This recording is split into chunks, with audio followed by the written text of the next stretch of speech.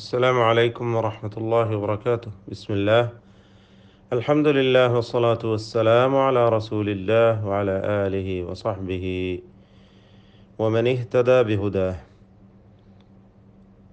ക്ലാസ്സിൽ നമ്മൾ ഇന്ന് തജ്വീദ് പാഠം എടുത്തത് ലാമുൽ ഇസ്ം എന്ന ഭാഗമാണ്. സാക്കിനായ ലാമുകളിൽ ലാമു തഅരീഫ് അലിഫ് ലാം എന്ന ലാമിൻ്റെ ഹുക്മ നാം മനസ്സിലാക്കി.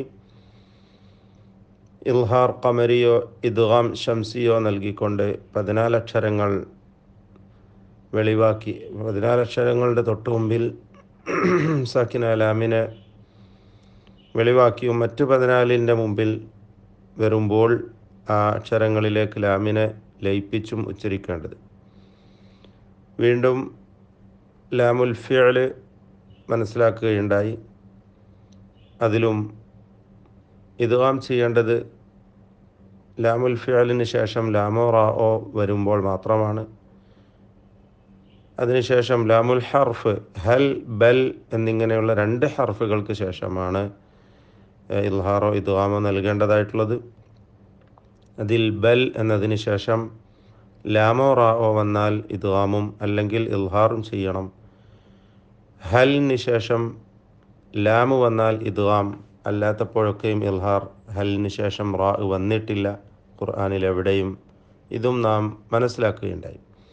സാക്കിനായ ലാമുകളിൽ ലാമുൽ തഅരീഫ്, അതുപോലെ ലാമുൽ ഫിഅൽ, ലാമുൽ ഹർഫ്. ഇനി നമുക്ക് മനസ്സിലാക്കാനുള്ളതാണ് ലാമുൽ ഇസ്ം, നാമരൂപങ്ങളിൽ വരുന്ന ലാം.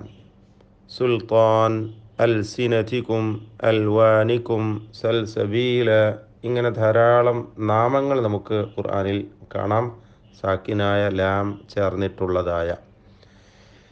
അതിലൊന്നും തന്നെ എവിടെയും ഇദ്ഗാം ചെയ്യേണ്ടതായിട്ട് ഇല്ല എന്നതാണ് മനസ്സിലാക്കുവാനുള്ളത്. അപ്പോൾ ചുരുക്കി പറഞ്ഞാൽ പരിശുദ്ധ ഖുർആനിൽ വന്നിട്ടുള്ള എല്ലാ സാക്കിനായ ലാം ഉള്ള നാമങ്ങളും ആ ലാമിനൊക്കെയും ഇൽഹാർ ചെയ്തുകൊണ്ട് ഉച്ചരിക്കേണ്ടതാകുന്നു. വെളിവാക്കി ഉച്ചരിക്കുകയാണ് വേണ്ടത്. എവിടെയും ലാമിനെ അടുത്ത അക്ഷരത്തിലേക്ക് ലയിപ്പിച്ച് ഇദ്ഗാം ചെയ്ത് ഉച്ചരിക്കേണ്ടതായിട്ട് ഇല്ല എന്ന് മനസ്സിലാക്കുക. അടുത്തത് ഇൻഷാ അല്ലാഹ് നമുക്ക് ലാമുൽ അംറിനെ കുറിച്ച് പഠിക്കാം ബിഇദ്നില്ലാഹി തആല. അസ്സലാമു അലൈക്കും വറഹ്മത്തുള്ളാഹി വബറകാതുഹു.